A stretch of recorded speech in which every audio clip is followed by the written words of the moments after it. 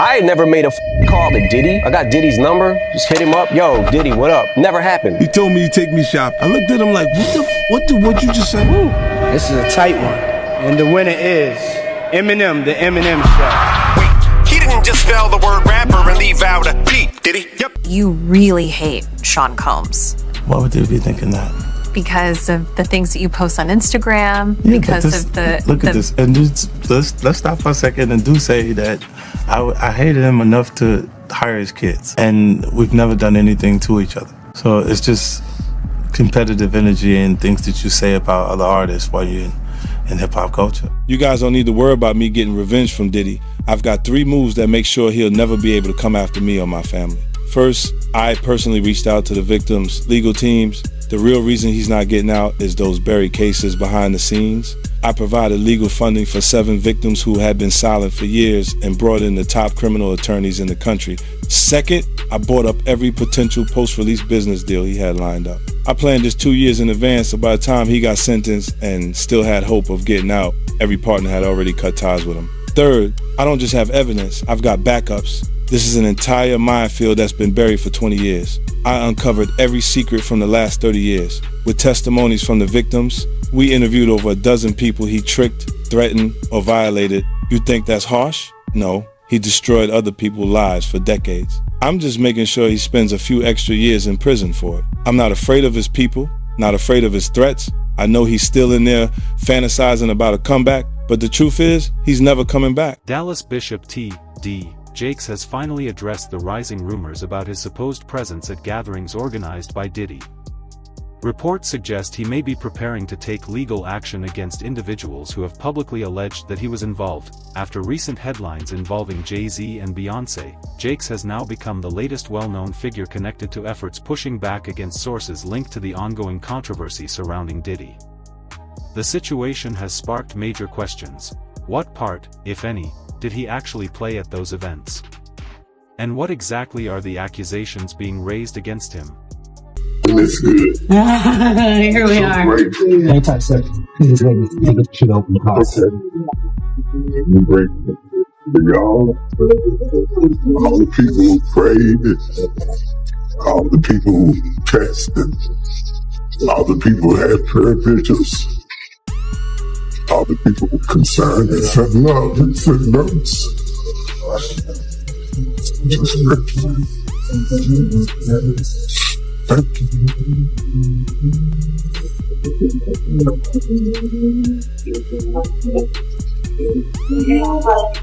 Just great. I'm not afraid to die. Don't want to hurt my kids. The people who love me. The church hates me. Don't call me the God who sent me. On November 25th, Bishop TD Jakes filed a defamation lawsuit against Pastor Dwayne Youngblood, who had publicly accused him of misconduct that he claims happened when he was 18 years old. Youngblood alleged that the incidents occurred during church services and stated that he had witnesses as well as phone records to support his claims. The accusations were serious and quickly drew widespread public attention. Since then, Jakes' name has also appeared in legal filings connected to Diddy, and comedian Cat Williams has mentioned him while discussing the broader controversy. I can't even imagine being 18, 19 years of age. This person is killing it, and they're saying to you, come on in, let's talk. And so I did. I went in. We sat down at a very long dining room table in a room that she had, and for 2 hours, it was unbelievable. Pouring of heart, crying, him talking about my father, we talking about these scenarios, and I inwardly just knew I had finally found someone who could get it. Someone who understood. I'm sitting at this table, and for the first time talking to any man, I got tears coming down my face because somebody gets me. Somebody understood what I was going through. Well, after sitting there and having this long discourse with him, I finally look at my watch and I'm like, oh my goodness, I got to go. I got to get this car back to my mother. She's going to kill me. So I said to Bishop, I got to get up. And I got up from the table. He got up from the table. He walked around toward the way I had to exit quicker than I got over there. And when I started to walk past him, he pulled me to himself, wrapped his arms around me, and tried to kiss me. And in that moment, I literally died. I could not. I tell you, to this day, I can't remember how I got out of that place. But I remember driving home with all kinds of crazy thoughts and what in the world am I going to do now? And I finally get home, get in the house, get in the bed. I'm going to try to go to sleep. And I get to sleep and get up in the morning, and in the morning I step into our bathroom and my home phone rings. My mother answers the phone and she says to me, "Wayne, it's Elder Jakes." And I get on that phone, and when I get on that telephone, I can hear water. He is sitting in a bathtub, and in that thing he says to me, without any hesitation, "There's 3 things I need you to do. The first one is, when I come to Pittsburgh, you're going to be the only person I sleep with. The second one is, you can't sleep with anybody else because I don't want to give my wife anything. And thirdly, I will take care of you the rest of your life." I can't to this day remember how I got off that phone, but I do know I made a decision that I wasn't going to the service that night. And eventually I told my mother, "I'm not going to go to the service tonight." She says, No. You know, we got a rule in this house. If we go, you go. I never told her what he had done. I went to church, and the most humiliating thing imaginable happened that night at church. Bishop Jakes, getting up to preach, speaks into that microphone. "I'm going to ask young minister Youngblood to read for me."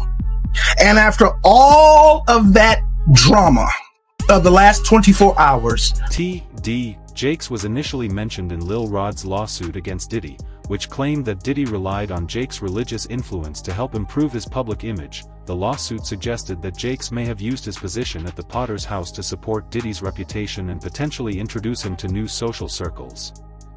Although Jakes has denied any wrongdoing, he has mostly stayed quiet about the accusations related to whether he attended events hosted by Diddy. Pastor TD Jakes is named in a federal lawsuit against musician Sean Diddy Combs. It's filed by a producer that worked with Combs. It discusses how the singer planned to leverage his relationship with the bishop to soften the impact on his public image of Casey Ventura's lawsuit.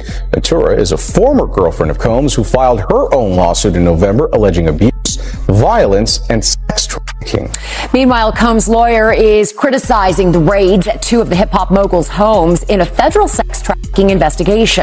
He called them an unprecedented ambush. It comes as we're getting a new look inside Combs' LA house after the search by federal agents.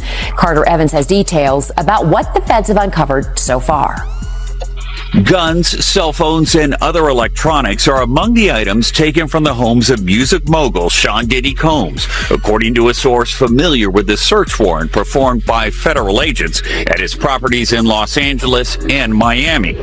TMZ says this video shows the aftermath of the raid inside Combs' LA mansion. Drawers empty, documents scattered, and safes open and searched. Hours after the raid started, Combs was seen walking around the Miami Opa-locka airport, according to TMZ, which also obtained this video.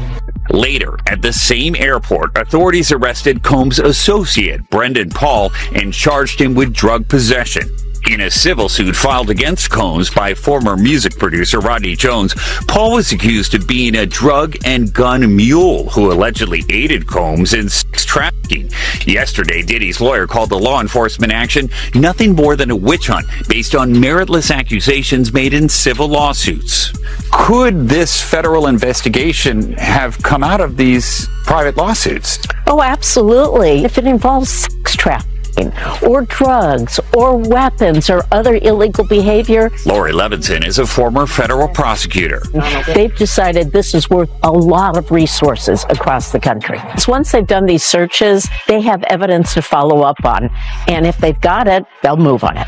We still here, you're rocking with the best. Even though Combs has not been publicly named as a target of the investigation, he says he's now prepared to... Interestingly, several individuals have claimed that TD Jakes was seen at some of Diddy's high-profile gatherings, including the famous all-white parties. One person, Gandalf, reportedly said he witnessed Jakes at these events and questioned why a well-known religious leader would be connected so closely to Diddy. In previous remarks, Gandalf also suggested that certain pastors might have ties to Diddy's inner circle, hinting that some religious figures could be hiding their real associations behind a carefully maintained image of righteousness. How certain people act after one drink, 2 drinks.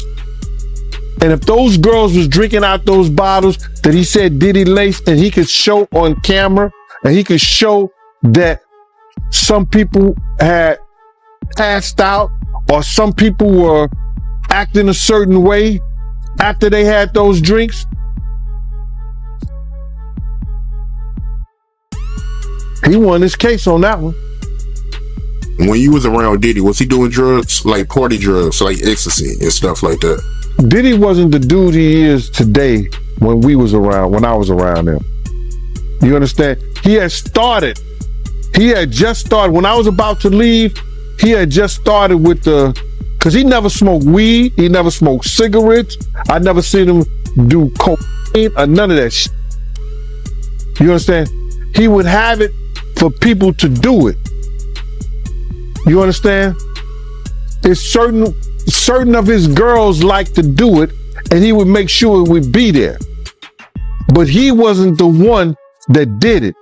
Diddy didn't start getting hooked on drugs until he got hooked on those painkillers.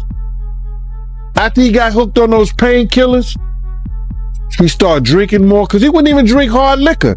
He was only drinking champagne, Don P or Cristal. He was not drinking hard liquor then. Yeah, that's real talk, man. And he also claims that, Diddy, he was using TD Jakes to fix his image. You believe that? Well, we saw that to be true anyway. That's what he was trying to do all that time. That's why TD Jakes was there, to try to fix his image. Diddy, who is known for strongly guarding his billion-dollar brand and public reputation, has always placed great importance on how he is perceived. Some reports claim that he donated large sums to TD Jakes' megachurch, with allegations suggesting that Jakes may have helped strengthen Diddy's public image in return. After his name appeared in the lawsuit, sources say Jakes has been under significant pressure, with one report claiming he nearly collapsed while on stage. People close to him say he is worried about being drawn deeper into the legal controversy and is attempting to keep the situation as low profile as possible. So I want to get right into it, man. How you feel about these rumors surrounding, Diddy and TD Jakes?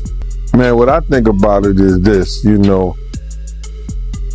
when I grew up in the church, the sinners was not supposed to have the same atmosphere with the saints. You have to be able to separate the two. So I'm looking at him as a saint going to a party that ain't nothing but sin, drinking, maybe fornication, man on man, woman on woman, he on she. But maybe he there to lay some hands on somebody. Maybe he there to save some souls. I know he got a contract with Revolt, so I'm just like, it's just real strange that he would be found at any kind of Diddy party or any kind of place with Diddy unless it's in a business atmosphere. So now what he's doing is he's making, man, he making the Christians look real bad right about now. And you been to these parties, right? Oh yeah, I was there when he was doing the white parties in the Hamptons and the whole 9 yards. So I know what goes on at the parties.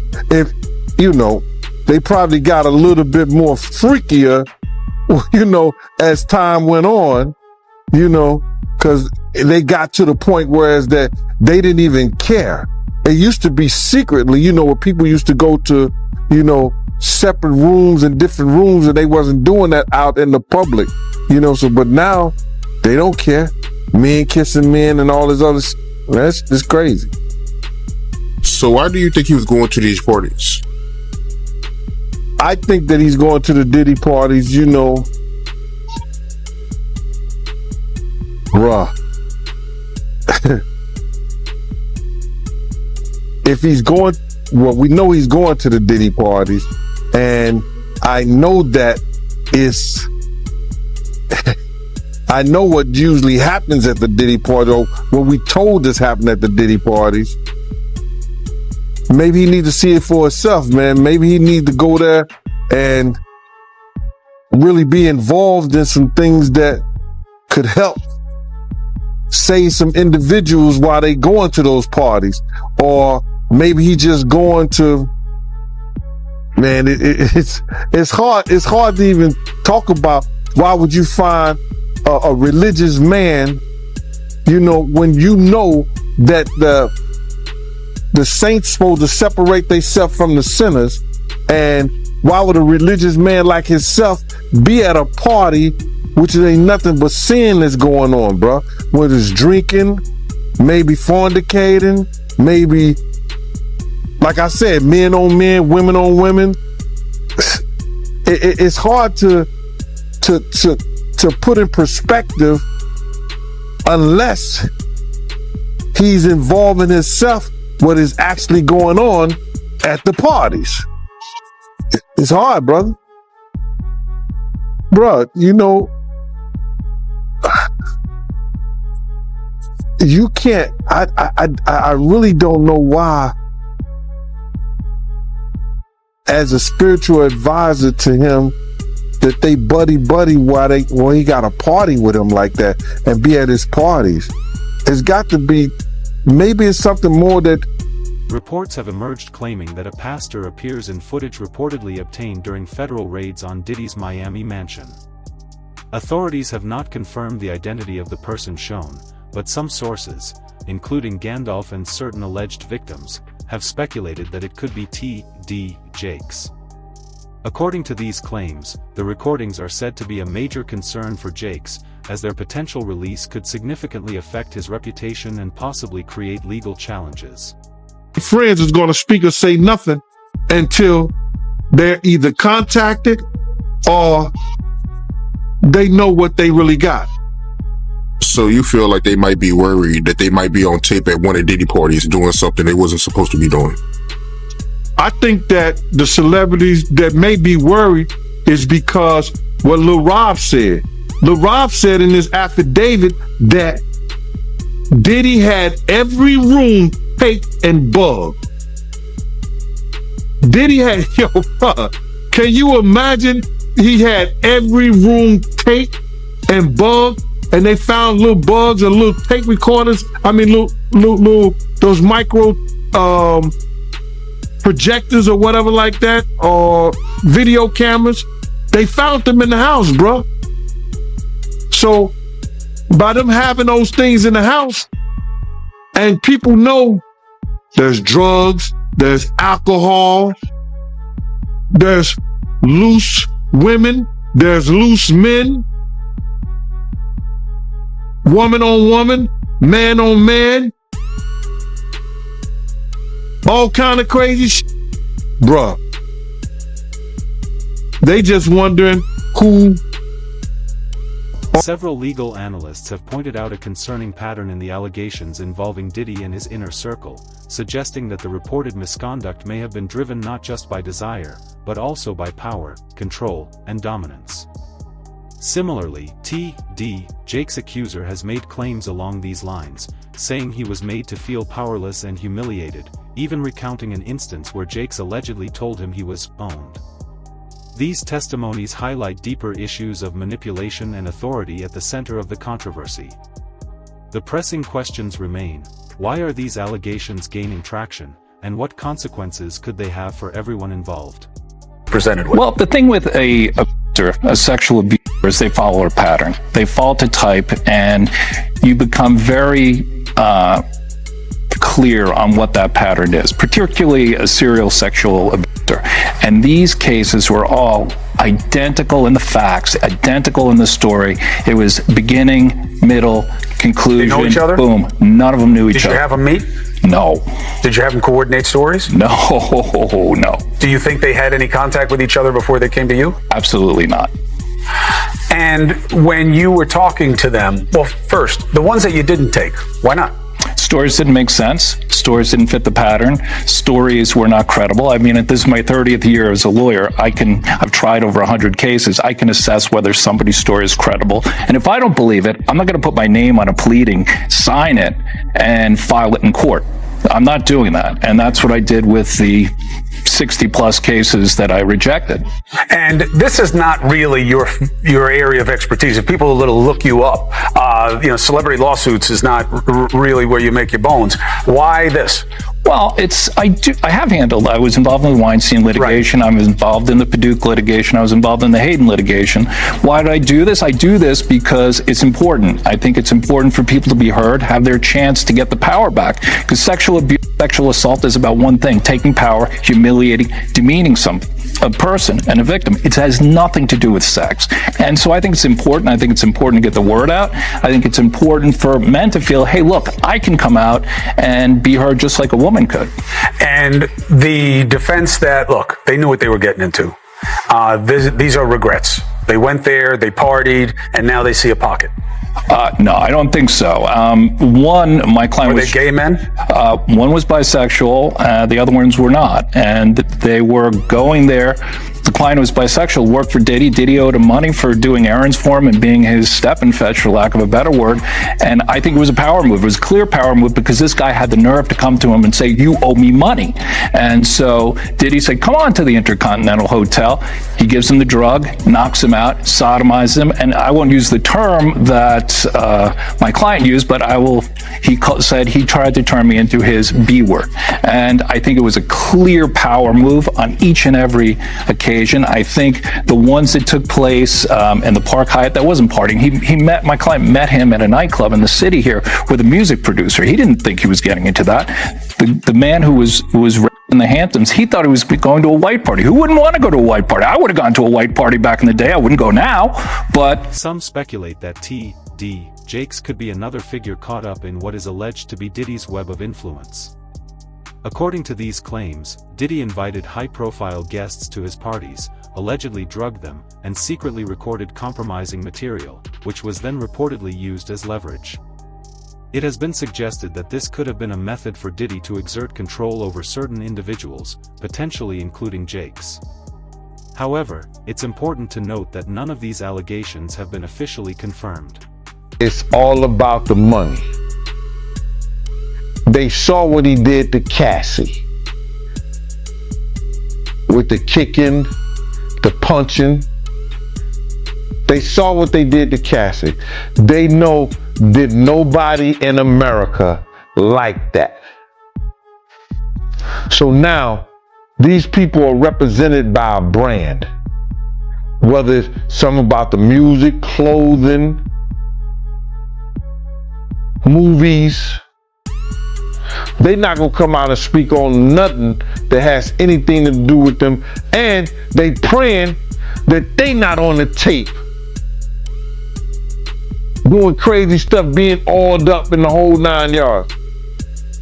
They praying. So until the feds say, hey, yo, listen here. We got you on, hey, buddy, we got you on this tape. And the girl looked like she was pretty young. We're not gonna show it, but we need you to come and testify against Brother Love, P. Diddy, Puff Daddy, Sean Combs. That's when they're gonna start talking, and they're not gonna be talking in his favor. When the feds come to them and show them what they got on tape. Because if he had 250 tapes all over, 250 cameras all over the house, Somebody got caught stealing a cookie out the cookie jar. It could be your favorite pastor. It could be your favorite politician. But they didn't think they was being watched. And Brother Love was watching. Yeah, I mean, TD Jakes, he hasn't even came out and said anything. And him and Diddy was real cool. Amen.